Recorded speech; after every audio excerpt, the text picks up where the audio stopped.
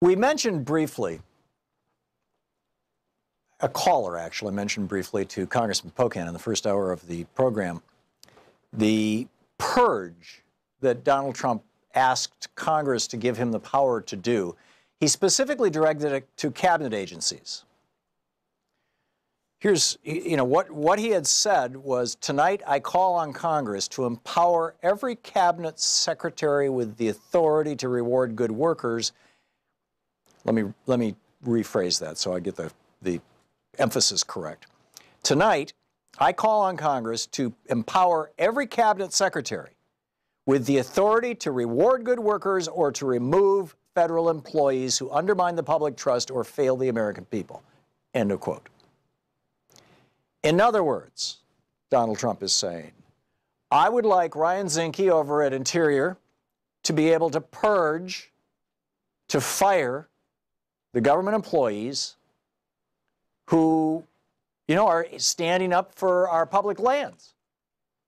I would like Scott Pruitt over at the EPA to be able to fire anybody who works for the Environmental Protection Agency who's really working to protect the environment. We'll replace them all with toadies provided to us by Monsanto and the big chemical companies. Koch Industries, ExxonMobil, they got a lot of people that they'd be glad to stock the EPA with. That's essentially what he was saying. Now, Congressman Pocan said he thought that this was maybe an effort to destroy the the unions that represent federal employees, because he had seen Scott Walker do that with state employees in the state of Wisconsin. And I think that would be a twofer. But I think the main thing here, because, the federal employees unions will go to bat for people who are just like arbitrarily fired. But the real big issue here is how you run a government. The laws and the laws. I mean, he was asking Congress to give him the power. He's asking Congress to undo laws that have been passed over literally the last 100 years. This is not some recent unionization thing. Over the last 100 years, or more, frankly. I mean, you go back before Abraham Lincoln, the executive offices, the executive branch of government, was one of the most corrupt.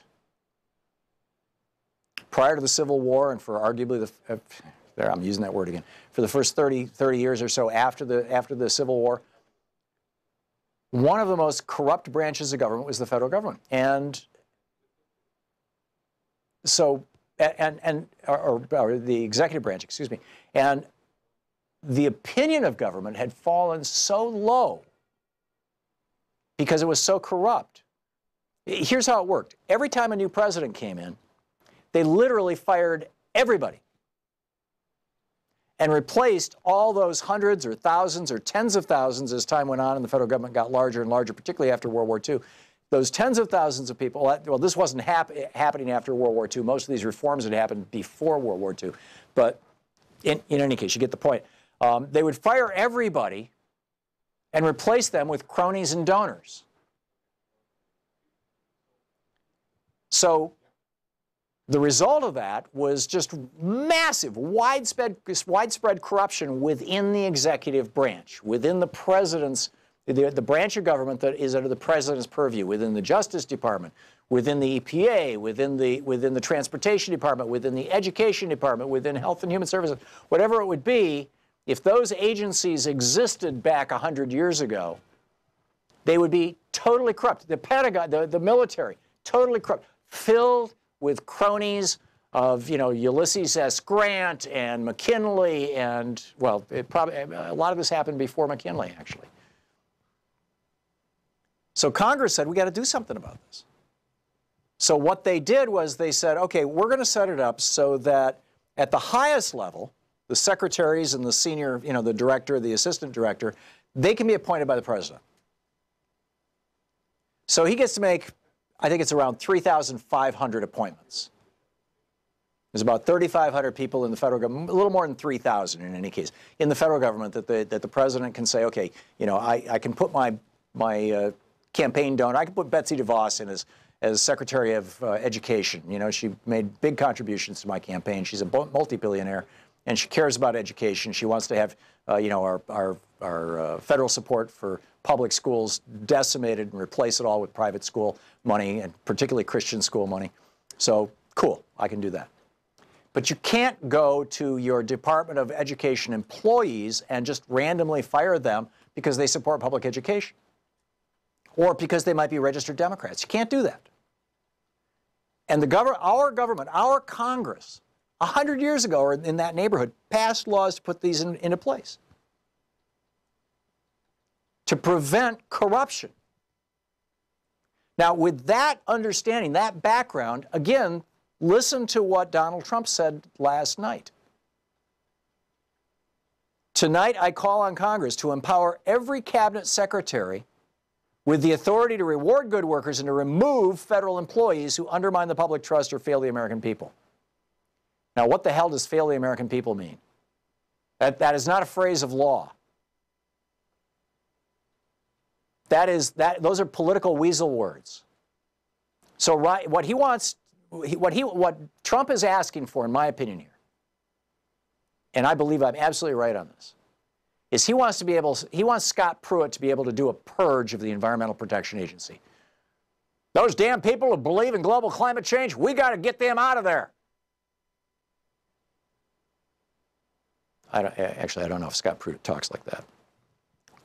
But in any case, this is not a good thing. And I was shocked when I heard this. As Mark Sumner writes over at Daily Kos today, Trump's State of the Union included a call to purge the government of disloyal elements, and Mark Sumner writes, most government workers are protected from being fired without cause explicitly, so that each change in administration doesn't bring with it a wholesale swap of every slot. These rules were put into place more than a century ago after the government faced enormous problems with patronage and corruption explicitly because every slot in the existing government was open to being flushed when a new resident moved into the White House. This is huge, what Trump is trying to do. He's trying to undo 100 years of anti-corruption laws. This is huge. Okay, so there's that. And speaking of corruption, I got this email yesterday from Trump headquarters. This was after I got off the air. It was around 5 o'clock last night, as I recall. It was 4:10 p.m. yesterday, Pacific time. Fred, because I'm registered as Fred Flintstone with the Trump campaign. Fred, you still have time to get your name displayed during the President's State of the Union address. All he asks is that you make a contribution to show your dedication to our movement. Tonight's speech isn't about the president. It's about bringing the silent majority back into the national spotlight. Tonight is for you. Please make a contribution to have your name displayed during the President's first State of the Union. The President is eternally grateful for the sacrifices you've made to keep our movement alive and strong. Now he wants the world to see the names of every American citizen who has fought the good fight to save our country. Now step into the spotlight as President Trump honors the forgotten American citizens. Please make a contribution now to have your name displayed during the President's State of the Union address tonight. Thanks, Trump headquarters. Turns out it was Paul Ryan who authorized this. The Speaker of the House controls the feed of the State of the Union. And Paul Ryan authorized the Trump campaign to raise money off federal activity. Public Citizen has now filed a complaint. They are asking the House of Representatives Ethics Committee and the Office of Congressional Ethics, the OCE, to investigate whether Speaker Paul Ryan violated House rules by letting the Trump campaign do this. Public Citizen also filed a complaint. This is just, it's against the rules. It's quite simple. This is the Thom Hartmann Program. And frankly, I believe that this selling of the presidency is a violation of the Hatch Act. I think that this is also a